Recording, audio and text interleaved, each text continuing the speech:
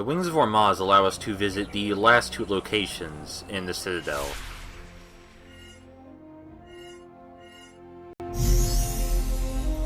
The marshalling ground. The soldiers would train here, but on some days it would become a marketplace, full of traders and life. Now it's just as deserted as the rest of the city. I don't think I've ever heard of something like a marshalling ground being used for a secondary purpose.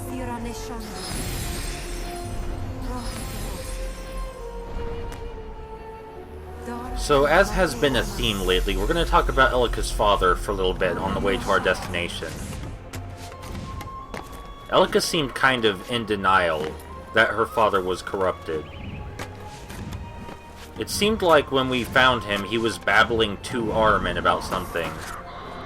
And he does have corruption inside him, as well as the same abilities as the corrupted and Armin's other soldiers. But what kind of deal could he possibly want to strike with Armin? I mean, what we know so far is that he probably caused the apocalypse to force Elika to stop focusing on her duty. But maybe we're thinking about this the wrong way. When we found him, he was talking about it like he already made the deal with Armin.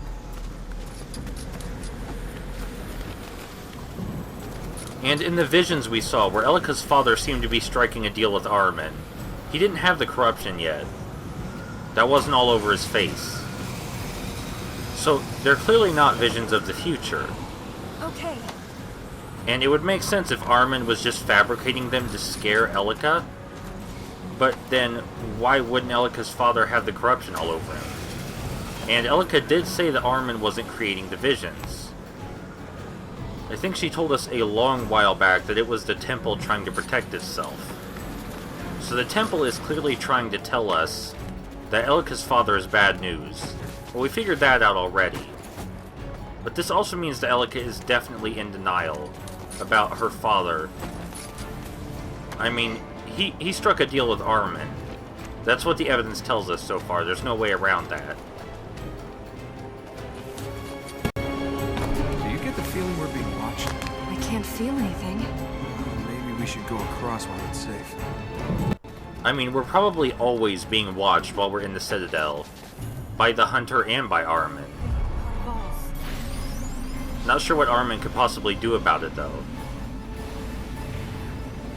So, you don't want to move while you're using the Wings of Ormaz unless you absolutely need to. If you move while you don't need to, there's a chance you'll jerk right into an obstacle. Because you move very suddenly. Why just stone? I've seen cities with golden roofed palaces, painted temples. There was color here.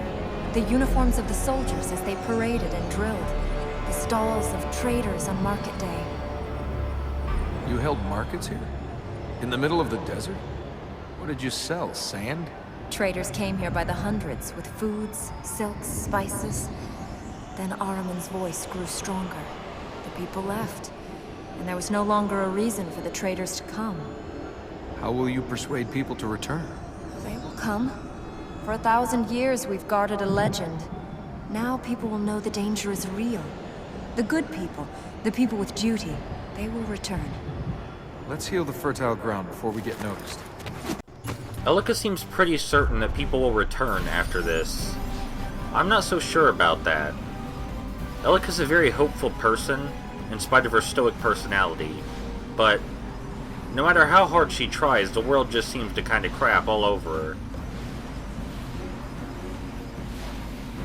She seems to at least try to always observe the good qualities in people, even when that can't be easy in her position. The next plate's there!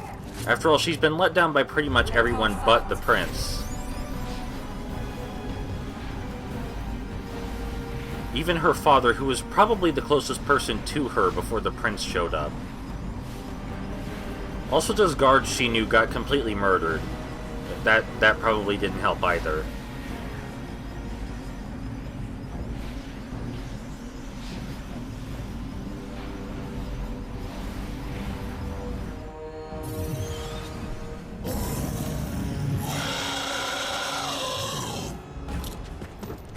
Most people in Elika's position would probably give up. I mean, I would have given up. She has a stronger sense of right than probably any normal person would. We still don't really know how much the prince cares about the world around him, but we do know that he cares about Elika. I've got your back. So presumably, even if he had the chance to leave, he wouldn't. And I think that makes him a good person, too. I mean, he's definitely not as noble as Elika, but he does care. More? This game does a good job in portraying the difficulties of trying to be a good person. It is always easier to just give up.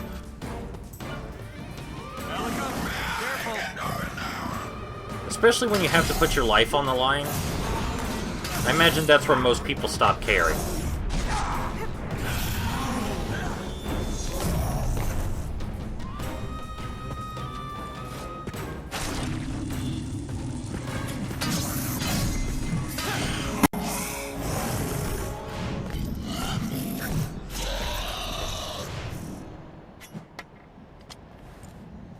Are you okay?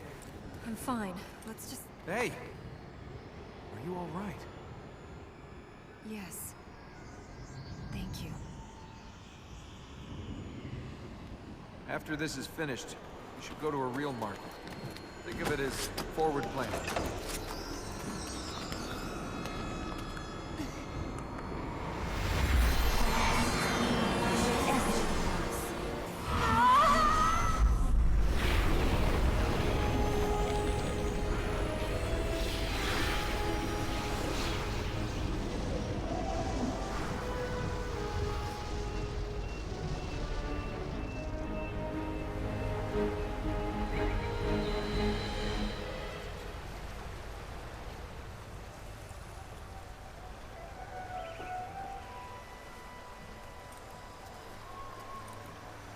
Hey, rest for a second at least. Tell me about this thing. Why do they call it the Hunter? Legend has it he was a prince who lived for the hunt. After he'd run out of things to trap and kill, he sold his soul to Arwen in return for a chance to become a hunter of the deadliest animal, man. Picked the wrong man this time, didn't he? He's not dead yet. You don't look so good. You say that to all the girls? No wonder you ended up alone in the desert with a donkey. You don't have to keep playing it tough. You've proved you're not the sweet little spoiled princess to me. Oh, you think it's me who's playing at being tough?